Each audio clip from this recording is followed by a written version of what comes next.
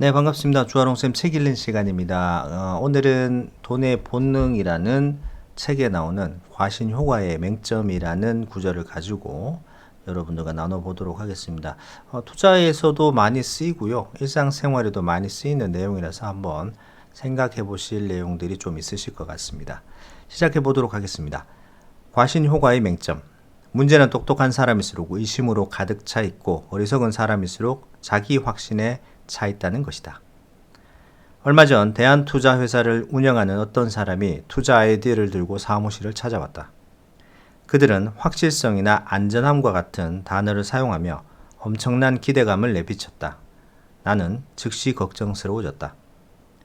유능한 재무자문가는 수많은 미지의 변수가 작용한다는 사실을 알고 있으며 투자 세계에서 확실하거나 안전한 것은 존재하지 않는다. 시장에 대해 정확히 알지 못해 지나친 자신감에 팽배해 있던가 아니면 시장을 제대로 이해하고 있으면서도 일부러 위험을 감추고 있다고 해석할 수밖에 없었다. 과신효과는 특히 강한 확신을 지니고 있을 때 개인의 주관적 확신이 객관적 정확성을 능가하는 것을 가리킨다. 간단히 말해 사람들은 자신이 실제보다 더 낫거나 더 똑똑하다고 여기는 경향이 있다는 것이다. 이는 자신의 능력을 믿는 합리적인 자신감과는 다르다.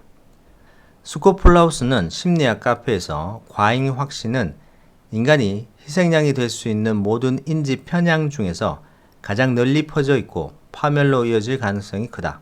이는 소송과 파업, 전쟁, 주식 시장의 거품과 붕괴를 일으키는 원인이라는 비난을 받아왔다라고 말했다.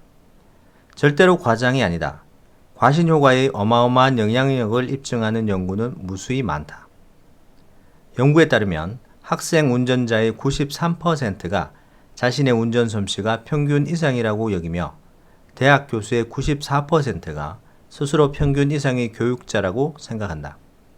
그리고 자신이 평균 이상의 연인이라고 생각하지 않는 남녀는 찾기가 어려울 지경이다. 내가 가장 좋아하는 것은 학생들의 인성과 관련된 연구다. 79%의 학생들이 자신이 평균 이상의 인성을 지니고 있다고 생각한다.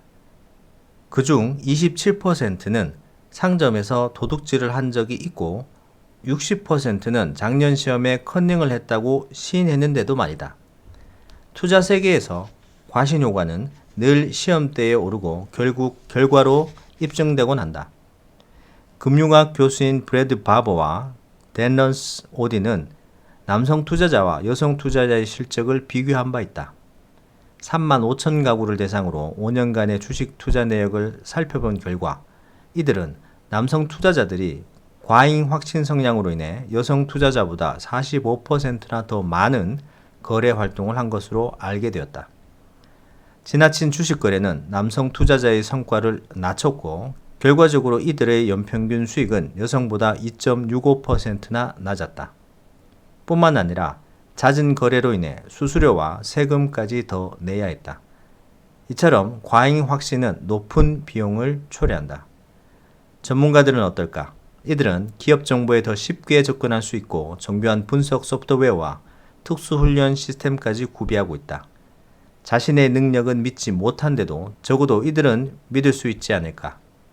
연구조사에 따르면 투자 애널리스트의 80%가 상승 종목에 대한 확신을 지니고 있으나 예상 적중률은 40%에 불과하다고 한다. 2006년 연구에서 제임스 몬티어가 펀드 매니저 300명에게 본인의 투자 실적을 평가하도록 요청했을 때에는 74%가 자신이 평균보다 높은 실적을 올렸다고 믿고 있음이 드러났다. 앤드류 제클라스키와 딘 셰퍼드는 벤처 투자자의 96%가 포트폴리오에 포함된 회사들의 성공 확률에 대해 지나친 확신을 하고 있음을 밝혀냈다. 이러한 사실은 과잉 확신에 대한 중요한 연구를 떠올리게 한다. 정보 분석의 심리에서 리처드 호어는 CIA 분석가들의 행동 편향에 대해 조사했다. 그가 밝혀낸 바에 따르면 정보 분석가가 정보에 입각한 판단을 내리는 데 필요한 최소한의 정보만을 지니고 있을 때 추가 정보는 판단의 정확성을 높이지 않으며 단지 판단에 대한 확신을 높여 과잉 확신을 가져온다고 한다. 이는 과잉 확신 편향이라는 문제의 근간에 무엇이 있는지 보여준다. 인간은 단순한 추가 정보를 사고력의 향상으로 이해한다. 추가 정보를 통해 더 깊은 통찰력을 얻는 것이 아니라 기존의 믿음과 확신을 강화하는 용도로 사용한다. 이러한 경향은 투자를 할 때도 종종 손해를 끼친다. 투자자는 자료를 조사하고 정보를 수집할수록 더 자주 거래하게 되고 그럴수록 실적은 저조해진다. 궁극적으로 과잉 확신을 지닌 투자자는 시간과 돈을 낭비할 뿐만 아니라 불필요한 노력을 들이고 스트레스를 가중시키게 된다. 당신이 이 편향의 희생양이 되기에 너무 똑똑하다고 생각한다면 플라우스의 연구조사를 조금 더 인용해 보겠다. 정확성과 확신의 불일치는 의사결정자의 지적 능력과는 아무런 관계가 없다. 뿐만 아니라 지적 능력이 뛰어날수록 더 강한 과잉 확신으로 이어진다는 증거도 있다. 어쩌면 무지야말로 진정한 축복일지 모른다. 자, 여기까지인데요. 조금 이제 생각을 해보게 되는 그런 구절이 중간중간 많은데요. 대부분의 사람들이 자신감과 본인이 어떤 객관적인 데이터에 대비해서 주관적으로 더 낫다라고 생각하는 그런 어떤 편향에 갇혀 있는 사람들이 대부분이라는 것이 요 글의 핵심이라고 보시면 될 것 같습니다. 얘도 나왔는데요.